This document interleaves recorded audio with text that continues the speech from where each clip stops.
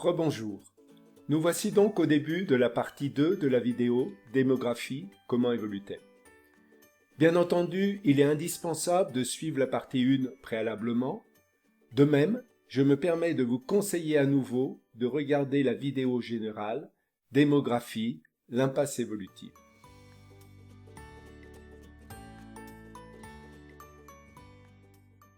Nous le savons tous, un jour ou l'autre, la population humaine devra refluer pour rétablir les grands équilibres écologiques. Alors nous devons revenir à nos questions initiales de la partie 1 pour essayer d'apporter des réponses plus claires. Comment anticiper l'évolution de la population nationale ou mondiale? Comment prévoir l'effet d'un changement drastique de politique démographique? Combien de temps s'écoule entre le début de la mise en œuvre d'une politique démographique novatrice et ses premiers effets significatifs sur la population d'un pays ou de la Terre? Pour répondre à ces questions, pour des populations humaines, nous allons reprendre le cheminement que nous avons suivi pour les mésanges, mais en généralisant à une population dont certains individus peuvent vivre 100 ans, voire plus. Nous allons commencer par redéfinir une population initiale, puis autant de fertilité FIJ que de cohortes I et d'années J à anticiper. Pour rappel, I représente l'âge de la cohorte, Zoé a 15 ans et Anne 76 par exemple, et J l'année, par exemple 2 égale 2025 et 5 égale 2028. Et enfin, la même chose pour les survies SIJ. Commençons par rappeler la distribution initiale de la population que nous avions choisie pour les mésanges, ou si vous préférez, la demi-pyramide initiale des âges, demi-pyramide basculée. Cette forme ressemblait à un demi-stupa, le demi-stupa étant basculé bien sûr.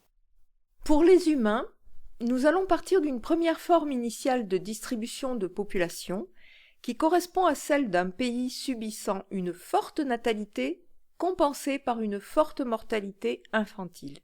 Situation par exemple de la France il y a fort longtemps, en 1750.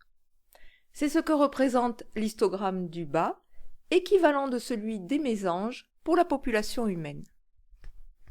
La seconde possède une forme de style Battistero de Pise, un cylindre tant que la vieillesse ne fait pas son œuvre.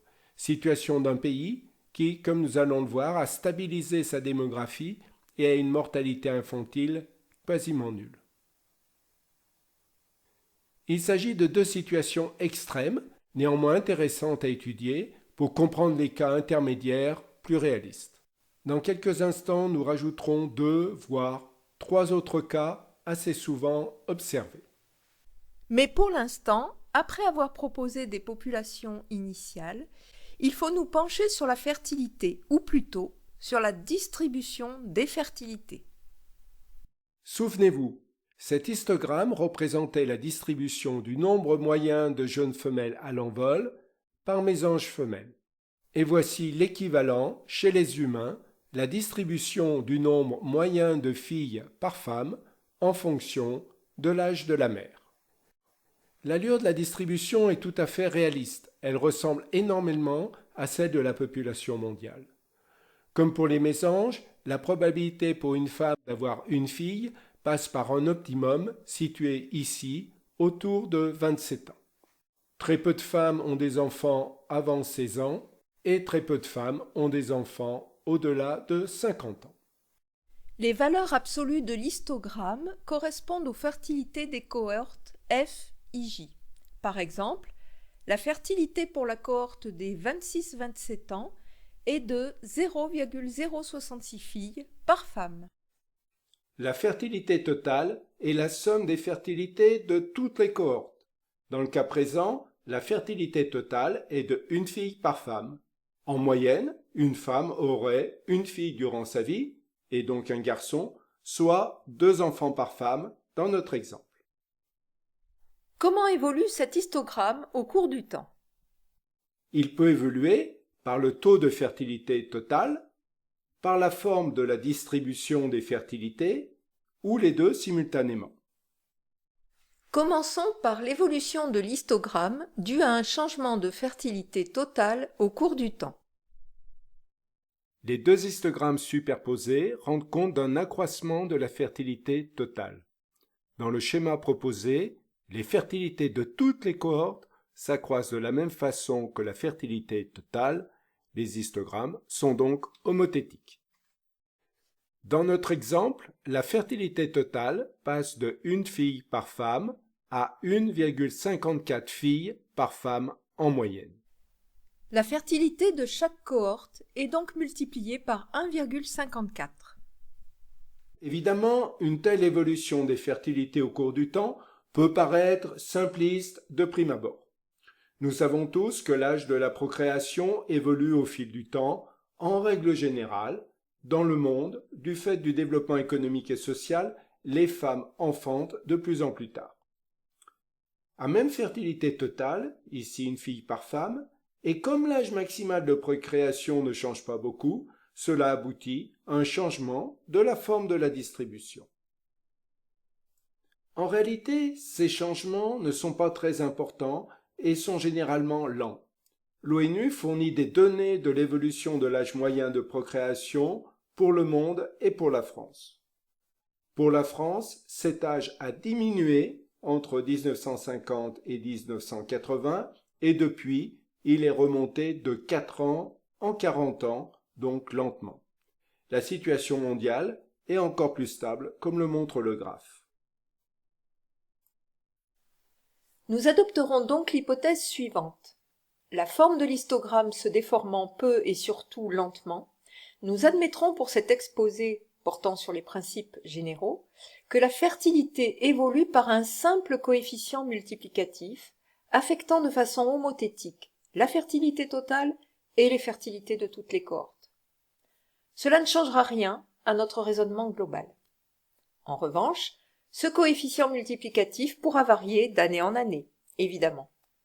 En réalité, le programme ne rencontrerait aucune difficulté pour prendre en compte une variation de cette forme, pour autant que nous disposions de données d'hypothèses fiables pour l'avenir. Il suffit d'écrire dans le tableau des F et J, avec J l'année, je le rappelle, l'histogramme des fertilités supposées vraies pour l'année 1515 ou 2092 par exemple. Mais je préfère une hypothèse simple et partagée à des spéculations hasardeuses. Comment traduire l'évolution des fertilités au cours du temps? L'allure de la variation de fertilité totale dans le temps a la forme de cette courbe, progressive, ici descendante, mais nous pourrions calculer avec une courbe croissante. Le programme nous permet de choisir non seulement les fertilités totales initiales et finales, mais aussi le centrage de la chute de fertilité, ici 100 ans, et son étalement, ici environ 60 ans, 30 ans de part et d'autre du point central. Nous pouvons bien sûr faire varier cette valeur d'étalement pour réaliser des transitions plus ou moins rapides.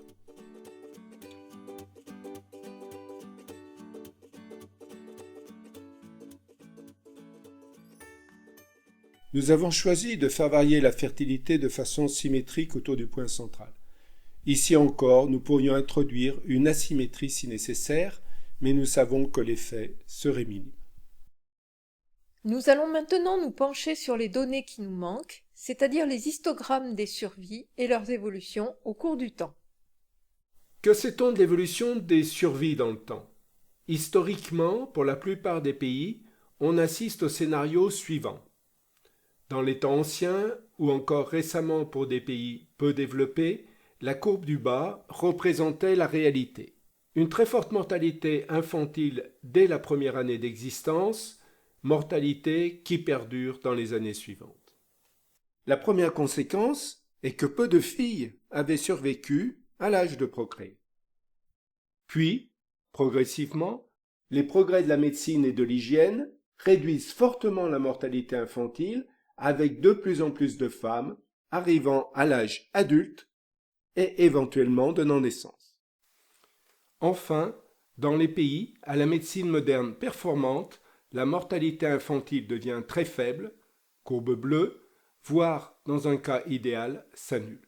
Dans ce dernier cas, Toutes les femmes peuvent procréer si elles le souhaitent. C'est la courbe du haut qui ressemble à notre modèle du Battistero de Pise, déjà évoqué pour les courbes initiales de population. Évidemment, la chute de survie aux grands âges est inéluctable, mais nous savons que les progrès de la gériatrie permettent de repousser ces limites. Cela ne change pas grand-chose au raisonnement, puisque pour l'essentiel, les femmes d'âge avancé ne peuvent plus se reproduire. Ici encore, nous pourrions sans problème tenir compte de cet effet dans notre programme à travers une évolution de l'âge de fin de vie au fil des années. Nous ne traiterons pas de cet aspect, somme toute mineur dans cette vidéo. Il faut bien faire des choix. Nous aimerions pouvoir décaler, plus ou moins, l'évolution de la survie et de la fertilité dans le temps.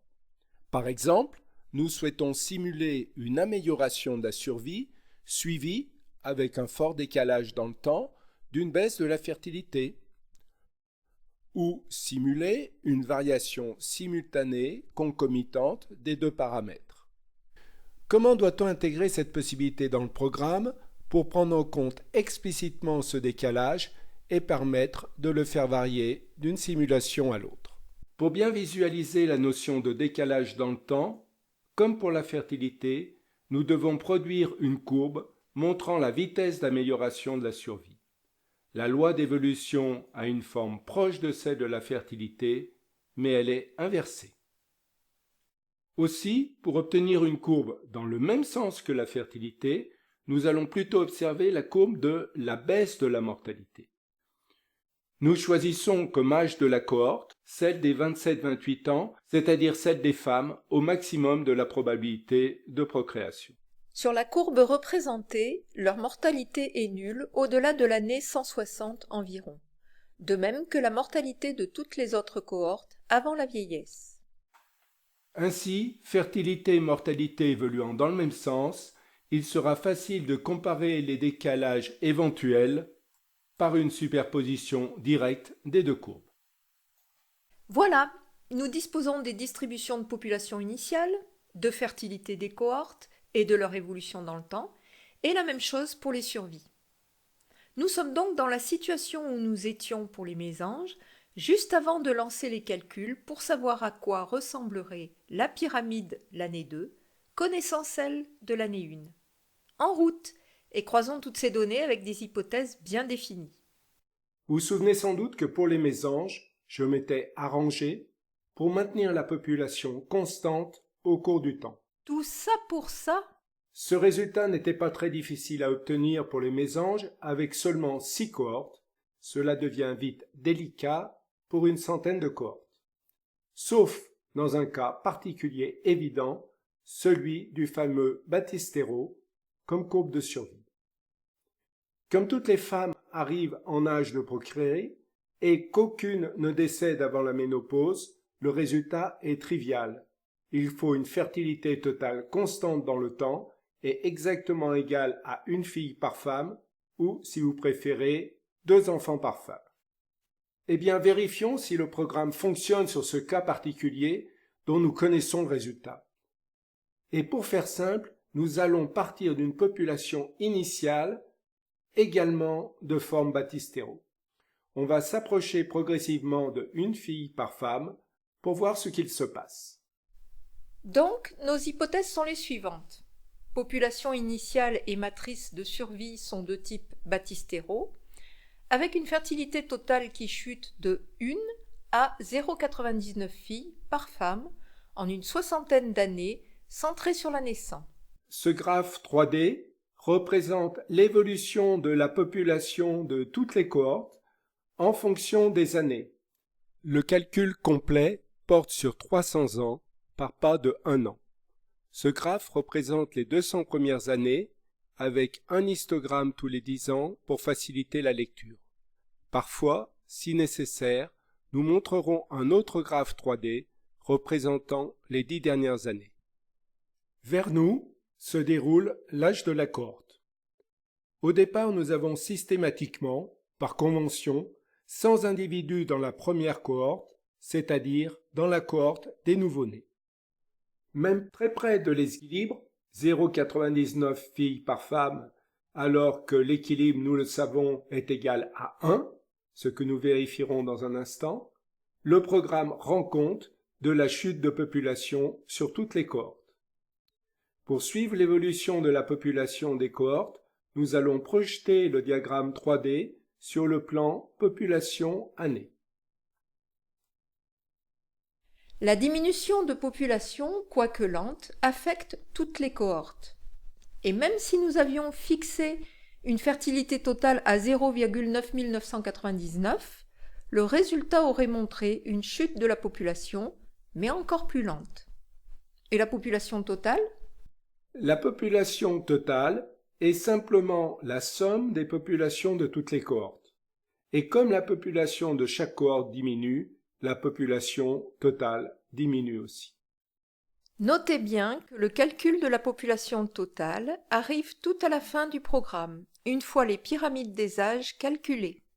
Avec une fertilité totale de 1,01, sans surprise, la population de toutes les cohortes augmente, et cela se voit bien sûr sur la projection sur le plan population-année pour toutes les cohortes. La population totale s'accroît, évidemment. Avec une fertilité totale absolument égale à 1,0000, autant de zéros que vous voulez, sans surprise, la population de toutes les cohortes demeure parfaitement stable. Et cela se voit bien sûr sur la projection dans le plan population-année pour toutes les cohortes. Et bien entendu, la population totale reste parfaitement stable. Nous allons maintenant changer les hypothèses avec une population initiale et une matrice de survie avec très peu de mortalité infantile, cas représentatif d'un pays très développé. Dans ce cas, nous trouvons, avec de très nombreuses décimales, que le point d'équilibre est de l'ordre, disons, de 1,03 filles par femme. La population de toutes les cohortes et la population totale demeurent parfaitement stables. Maintenant, avec des hypothèses de départ correspondant à un pays avec un peu plus de mortalité infantile, le point d'équilibre est situé autour de 1,53. Et enfin, ce même point d'équilibre est de l'ordre de 3,69 pour un pays avec une très forte mortalité infantile. Toujours, bien sûr, avec une parfaite stabilité des populations des différentes cohortes et de la population totale. En résumé, avec le Battistero, il faut une fille par femme pour maintenir la population constante, puis avec un peu de mortalité infantile, type pays très développé, il faut 1,03 filles par femme. Dans des pays où la mortalité infantile reste très significative, il faut 1,53 filles par femme pour maintenir la population constante. Et enfin, pour des pays encore peu développés, il fallait 3,69 filles par femme pour compenser la mortalité infantile élevée. Donc la valeur de une fille par femme, 2 ou même 2,1 enfants par femme, pour maintenir stable la population, n'est pas une règle. Cette valeur de stabilité dépend évidemment de la mortalité de la population. Matrice de survie. Il a triché en prenant la population initiale égale à la matrice de survie. Elle était cachée dans sa manche derrière le lapin blanc. Ouh. Eh bien non, je n'ai pas triché, car nous allons maintenant observer ce qu'il se passe lorsque matrice de survie et population initiale ne se ressemblent pas du tout. Nous allons même faire le grand écart, suspendu dans le vide. Le demi-stupa pour la population initiale et le Battistero pour la matrice de survie. Il n'est pas possible de faire plus différencié. Prenons le temps de bien détailler cette première hypothèse complète. La population initiale est de type stupa et on assiste à un passage progressif vers une matrice de survie de type Battistero. La fertilité totale d'équilibre du stupa, 3,69 filles par femme, est maintenue constante.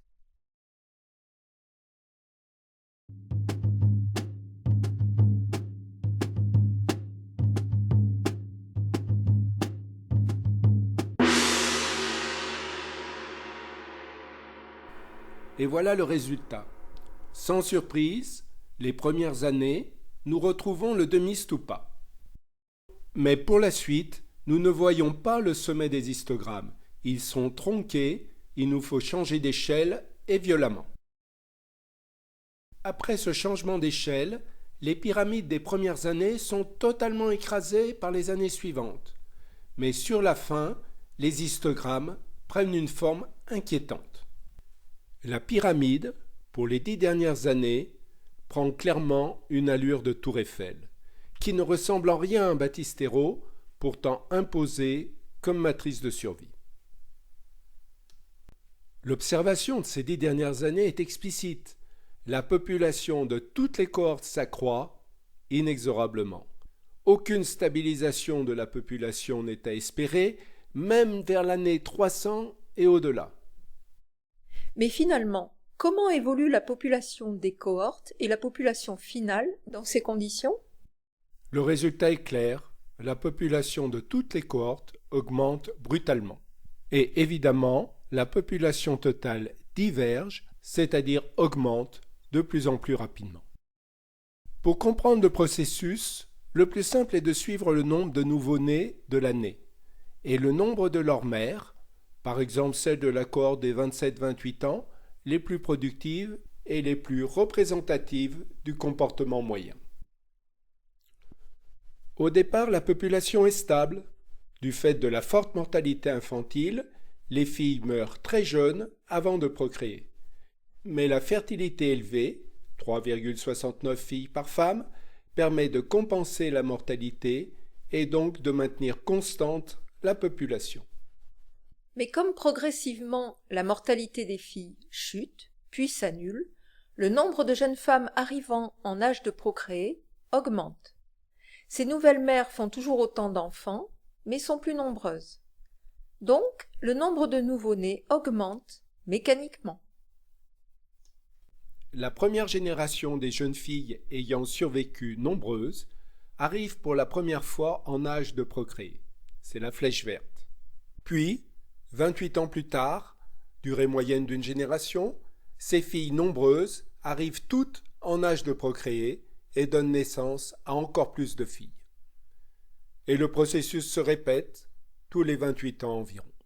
Partant de 100 nouveau-nés par an en l'an 100, nous en avons 369 en l'an 128, 28 ans plus tard, 1361 en l'an 156, 5024 en l'an 184, 18 540 en l'an 212, seulement 112 ans plus tard, soit 100 multiplié 4 fois par 3,69.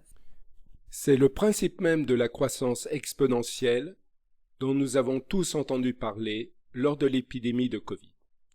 La population totale augmente suivant une loi exponentielle croissante, chaque cohorte est plus peuplée que la précédente et donc chaque cohorte, en âge de procréer, comptera plus de femmes et donc plus d'enfants, et ainsi de suite.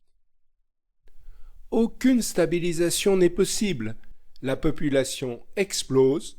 Économiquement et écologiquement, cette situation est irresponsable.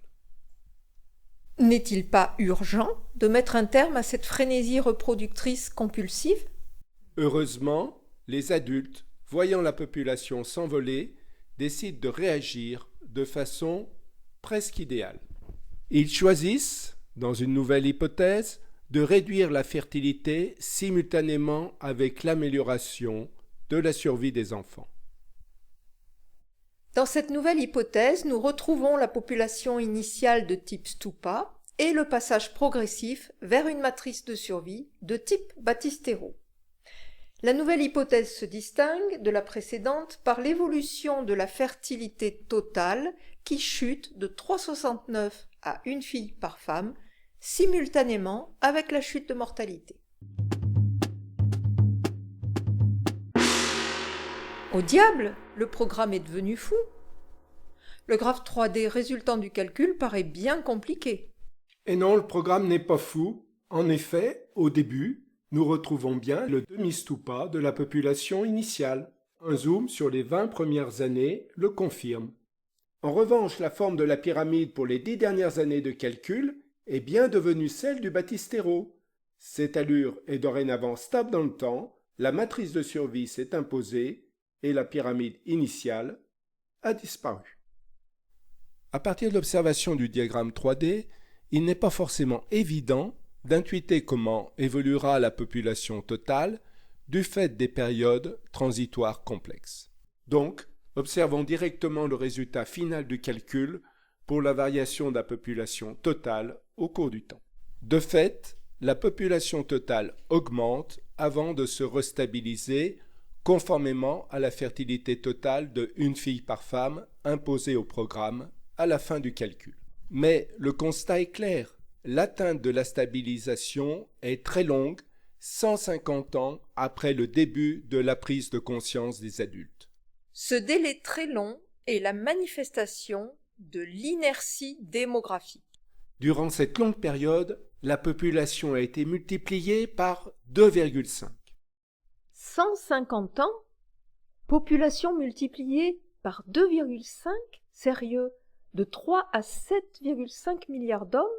Oui, et encore nous venons de simuler une situation de variation simultanée de la baisse de mortalité et de fertilité. Mais alors, que se passe-t-il si nous ne réagissons pas de façon concomitante? Eh bien justement, nous allons simuler une situation où les adultes ne réagissent pas immédiatement à la baisse de la mortalité infantile et à l'augmentation vertigineuse du nombre de jeunes qui vont arriver bientôt à l'âge de procréer. Par exemple, dans cette nouvelle hypothèse, tout est semblable, sauf que les adultes retardent la baisse de fertilité qui intervient 30 ans plus tard. Fertilité et mortalité sont découplées. Notons tout d'abord que l'évolution de la pyramide nous fait passer du stupa au baptistero comme attendu. En l'année 300, le baptistero définitif est bien présent. Néanmoins, en l'année 200, la transition n'est pas totalement terminée. Comme précédemment, la population augmente fortement, mais plus tard, bien sûr. Le changement essentiel est l'amplitude de cette augmentation. Les échelles ne sont plus du tout les mêmes. Comparons directement. Non seulement les courbes se décalent, logique, mais la population finale fait un bond, passant de 6150 environ à 22 750 en valeur relative. La population est maintenant multipliée par plus de 9. Le retard à la décision, 30 ans seulement, se paye comptant et cher. Il s'est passé 200 ans entre l'année 70, début de la chute de mortalité, et la stabilisation. Partant de cette dernière situation alarmante, que se passe-t-il si nous faisons la transition avec le même décalage de 30 ans, mais en 10 ans plutôt que 60? Comparons immédiatement l'évolution des populations totales. Oula, la vilaine courbe bleue! Bon, voyons les points positifs. La population monte moins haut, la stabilisation semble arriver un peu plus tôt. On s'y attendait un peu. Stabilisation? Que de vagues et vaguelettes! Regardons de plus près. Le premier constat porte sur l'échelle de temps. Entre le début de l'augmentation de population et la fin, il se passe 250 ans. Et pourtant, nous ne sommes pas encore totalement revenus au baptistero. Il reste des fluctuations encore bien marquées. Mais chose curieuse, les oscillations, les vaguelettes, semblent réparties de façon régulière dans le temps. Si nous regardons l'image 3D des 200 premières années, vers les années 200, courbe grise et marron au fond, nous avons une véritable vague, et on devine que des vagues apparaissent bien avant. Nous allons nous focaliser sur l'histogramme de l'année 190, c'est-à-dire l'histogramme marron. Et voilà l'état de la distribution des cohortes au temps intermédiaire, après que nous soyons passés de 3,69 à une fille par femme, donc 2 enfants par femme, et ceci en 10 ans. Cela ne vous rappelle rien? Et si je mets comme cela? Toujours pas? Là, ça devrait être plus clair. La demi-cité interdite, ou plus sérieusement, la pyramide des âges 2020 de la Chine, et sa politique de l'enfant unique décrétée dans les années 1970-1980. En fait de politique de l'enfant unique, la Chine n'est arrivée à une fille par femme, le cas de figure que nous simulons ici, que dans les années 1990. Dans mon livre, Démographie, l'impasse évolutive, vous trouverez une pyramide des âges détaillée année après année pour la Chine de 2019. La ressemblance est encore plus évidente. Encore une fois, je ne vais pas entrer dans le détail de l'explication, vous le trouverez dans le même ouvrage. Ici, juste un premier aperçu rapide. Le mieux pour comprendre est de regarder la courbe des naissances. Au début, tout est stable, avec, par convention, 100 filles naissant chaque année. La mortalité des filles est forte et compense la forte natalité. Puis, la mortalité baisse alors que nous avons toujours 3,69 filles par femme. La mortalité baissant, nous avons plus de femmes en âge de procréer et mécaniquement, le nombre d'enfants augmente. D'ailleurs, rajoutons la courbe du nombre de femmes de 27-28 ans, les plus souvent enceintes. Effectivement, la mortalité baissant, nous avons plus de femmes en âge de procréer et mécaniquement, le nombre d'enfants augmente. Mais bientôt, la fertilité baisse et le nombre d'enfants diminue. Mais pendant ce temps, les enfants nés avant la chute de fertilité atteignent l'âge adulte, 28 ans plus tard. Nombreux, très nombreux. Même s'ils ont moins d'enfants par femme, comme ils sont très nombreux, le nombre de leurs enfants recommence à augmenter. En effet, la fertilité a été divisée par 3,69, mais les mères sont entre 5 et 8 fois plus nombreuses. Mais, comme le nombre de petites filles a diminué durant la première vague, 28 ans plus tard, le nombre de mères et donc de filles diminue à nouveau, la fertilité étant maintenant stable à une fille par femme. Et le phénomène se reproduit de génération en génération en s'amortissant progressivement. Que ce soit pour le nombre de naissances de filles ou pour la population de mères, les maximums et minimums sont exactement espacés de 27-28 ans, âge de la cohorte la plus reproductive, avec une distribution autour de cet âge qui correspond à la distribution de l'âge de procréation. Eh bien voilà, tout est clair. Sauf que pendant tout ce temps, la population a continué à croître et pas qu'un peu. Alors que les deux transitions fertilité et mortalité sont réalisées pour 99,9%, la population va encore augmenter pendant une petite centaine d'années. La population a été multipliée par 4 jusqu'à la fin de la transition, puis encore par 1,6 au-delà. C'est cela l'inertie démographique, un piège terrible, aussi pervers que la persistance du CO2 dans l'atmosphère. Si nous voulons freiner, et nous le devons absolument, il faut freiner vite et fort tout de suite. Tout retard est suicidaire. Et ce n'est pas parce que la décroissance est lente et le phénomène d'inertie moins visible qu'il n'existe pas. Il est seulement bien caché derrière les courbes amorties. Bon, mais alors, la population ne baisse jamais ? Et si, l'espoir enfin. Mais il faut marcher résolument vers 0,5 filles par femme. Hypothèse optimiste. Fertilité et mortalité sont découplées. La chute de fertilité intervient 30 ans après la chute de la mortalité.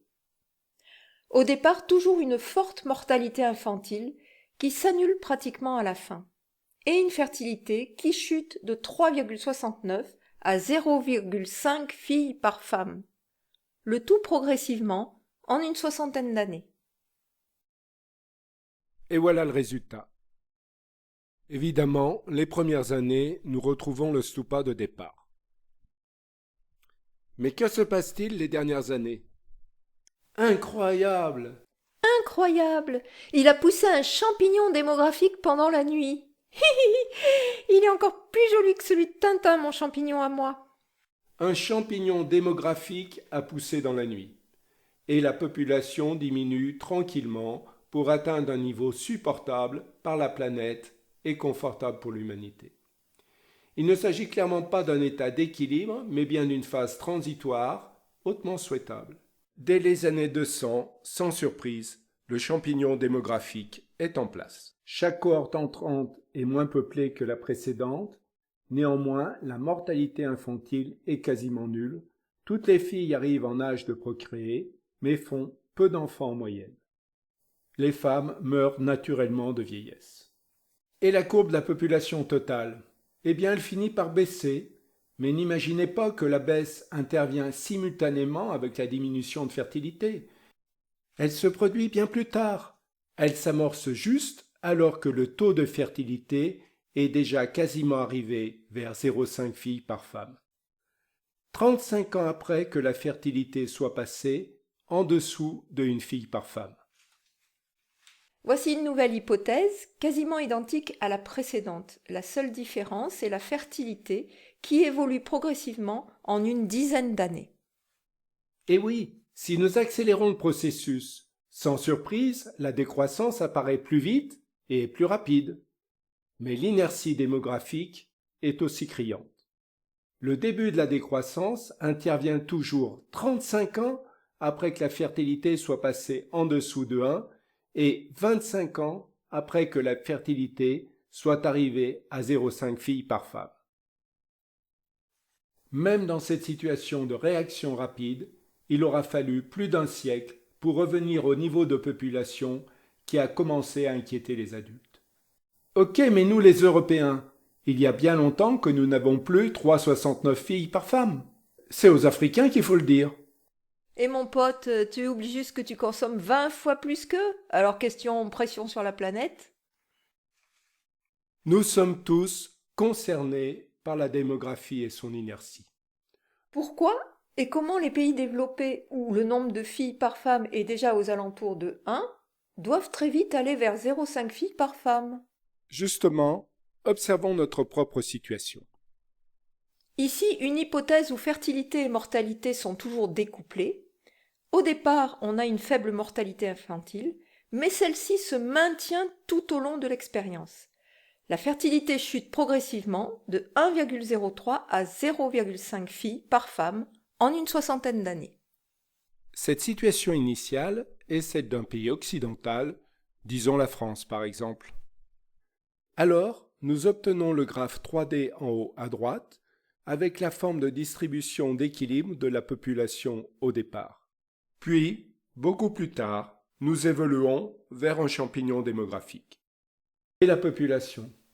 Exceptionnellement, la population est ici en valeur absolue, 67,4 millions au départ, la population française.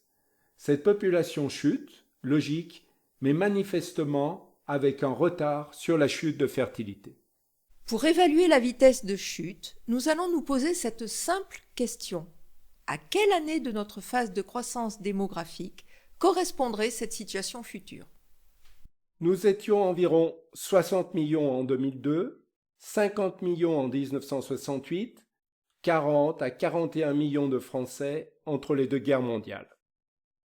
Si nous situons notre prise de conscience du danger absolu et nous décidons d'une politique démographique nouvelle en 2022, soit par exemple vers l'année 50 sur mon graphe, il nous faudra 130 ans pour revenir à 40 millions d'habitants. La situation de 1925, soit en l'an de grâce 2150. Et il se sera passé 225 ans depuis 1925. À l'époque, 1925, croyez-moi, la France n'était vraiment pas un désert. Une dernière hypothèse résolument optimiste. Nous décidons de baisser la fertilité dès maintenant et nous nous donnons 10 ans environ pour arriver à 0,5 filles par femme. Dans ce cas, notre population commencera à baisser significativement dans une quinzaine d'années. Nous serons revenus à 40 millions de Français dans 65 ans, soit bien avant la fin du siècle. L'effet bénéfique de la chute de démographie sur notre pression globale sur la planète interviendra sans doute avant le début de la diminution du CO2 dans l'atmosphère et bien sûr accélérera cette chute tant espérée. Mais la population humaine va s'éteindre? Évidemment non. Contrairement à une exponentielle croissante qui diverge, qui subit un auto-emballement et qui devient de plus en plus incontrôlable d'année en année, il est beaucoup plus facile de gérer une exponentielle décroissante qui s'amortit naturellement. En effet, la diminution du nombre d'individus se ralentit sans cesse. Rassurez-vous, l'extinction n'est pas pour demain, et en tout cas pas à cause du choix d'une politique démographique responsable et écologique. À l'approche du niveau de population désiré, il suffira de revenir progressivement à 1 ou 1,03 filles par femme en moyenne pour stabiliser le niveau de population. Et nous entendrons de moins en moins parler de réchauffement climatique et de pandémie. Évidemment, cette chute immédiate de fertilité, vers 0,5 filles par femme, déjà effective en Corée du Sud, doit concerner tous les pays, des plus développés aux plus démunis, et elle produira les mêmes effets bénéfiques partout. Mais pour cela, il faut un véritable plan international d'action démographique pour aider les pays les plus pauvres à financer leur puissante transition démographique. Bref, nous sommes tous concernés par la démographie et son inertie.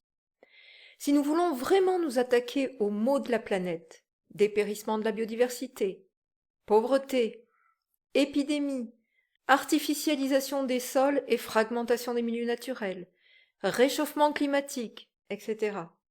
Nous ne pouvons pas jouer uniquement sur le paramètre consommation individuelle, quoique cela soit indispensable. Nous devons réduire simultanément notre population, et vite, très vite, compte tenu de l'inertie démographique. C'est dès demain que nous devons baisser notre fertilité, après, il sera trop tard. La baisse de la natalité n'est pas une alternative à la nécessaire plus grande frugalité, mais c'est un élément fondamental de la décroissance de notre pression globale sur la planète. Quant à la pyramide... Oh, Kéops, t'es toujours avec nous? Moi, je préfère définitivement les champignons.